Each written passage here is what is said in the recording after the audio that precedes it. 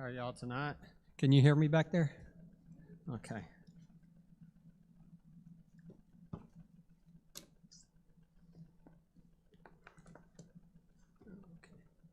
So what I wanted to talk about tonight is Israel's exodus from Egyptian captivity, and I've always been fascinated by this because it's a good example of God and His love. God, He hears our prayers and our cries, and He sends help that we might be free and that we might be redeemed. And it shows God's love and great mercy for us. But unfortunately, it also shows that we can fall astray, and it doesn't take too long to do so. It happens over and over. It's almost embarrassing. It's just time and time again we're restored only to quickly fall away. But I kind of have to go through this kind of quick, so because I'll be here forever. But God comes to Moses at the burning bush on Mount Horeb. I hope I pronounced that right. But so Moses gets his commission is going to take Aaron with him, and they're going to go to Egypt and free God's people, which they do. Let's see. So God, with His might, strikes the Egyptians with plagues, and it's not until the last plague that Pharaoh lets them go. And a funny thing is that they're not told they could leave; they're asked to go.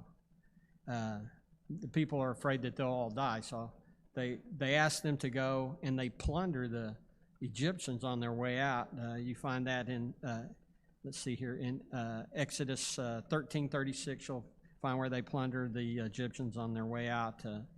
And in 13:21, God leads them by a pillar of fire a pillar of smoke by day and a pillar of fire by night. Exodus 15, 16, and 17, you're going to see that God provides water on their journey. He provides food, and He's with them when they battle against Amalek. Did I pronounce that right? In war, and they prevail against him. And in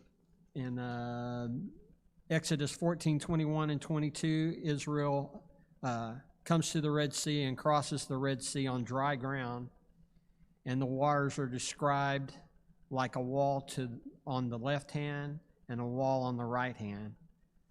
And they cross the Red Sea, and then in 14:28 they turn to see that the host of Pharaoh is annihilated when the ocean closes back in on them.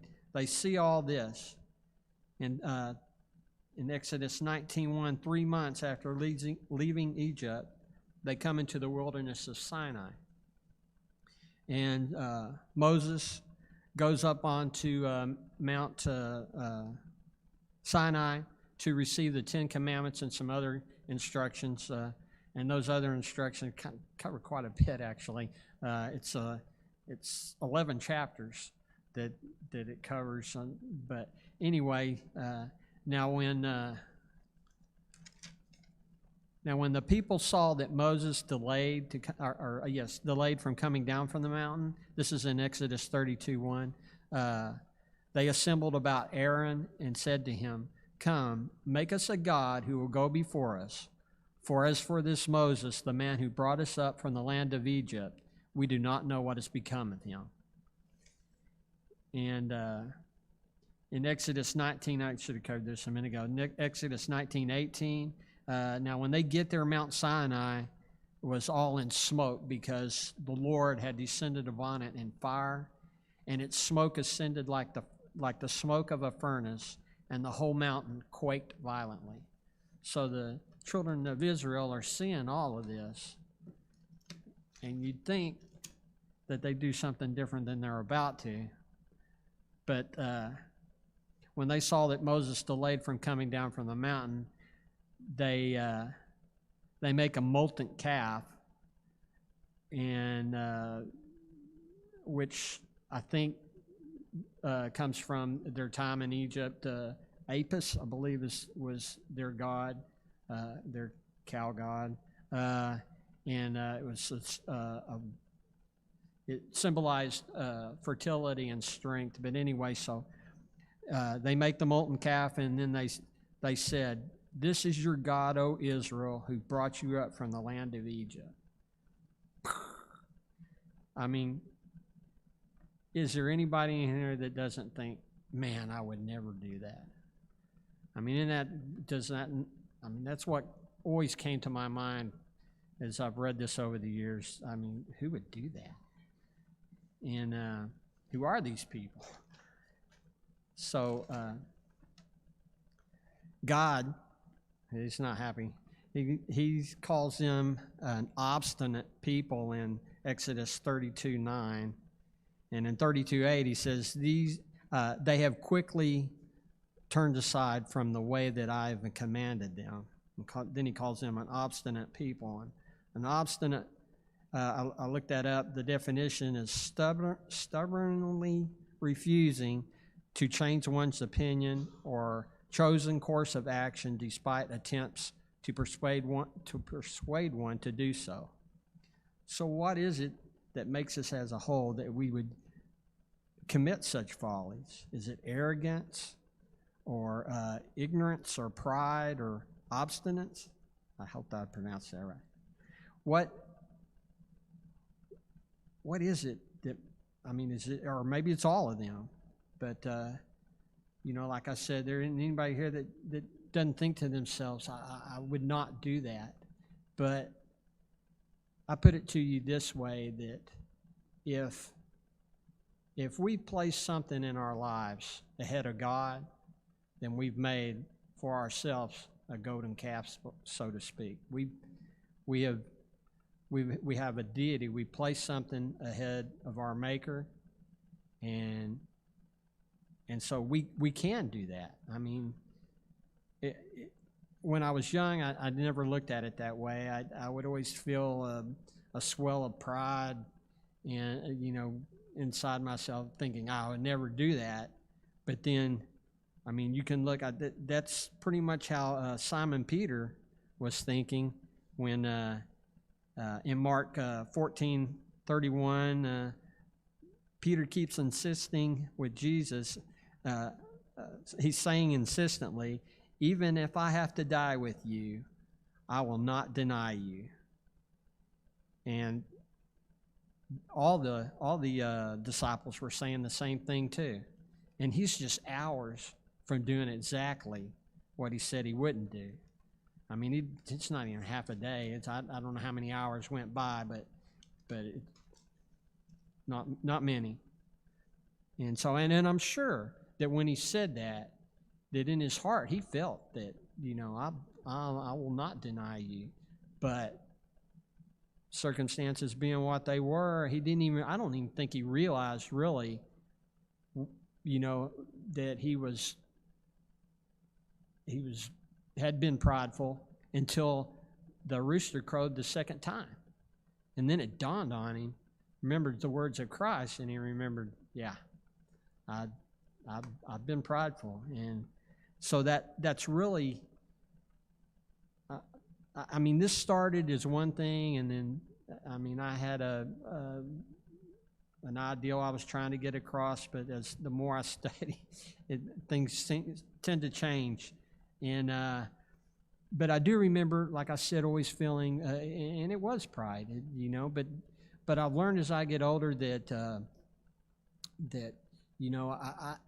we have one that judges us, and he's righteous, and I leave it to him because I have enough in the day, just getting myself through the day. I got enough on my plate, just handling that. So, and if you look at like Romans 2:1, it says, "Therefore you are without excuse, every man of you who pass judgment, for in that you judge another, you condemn yourselves.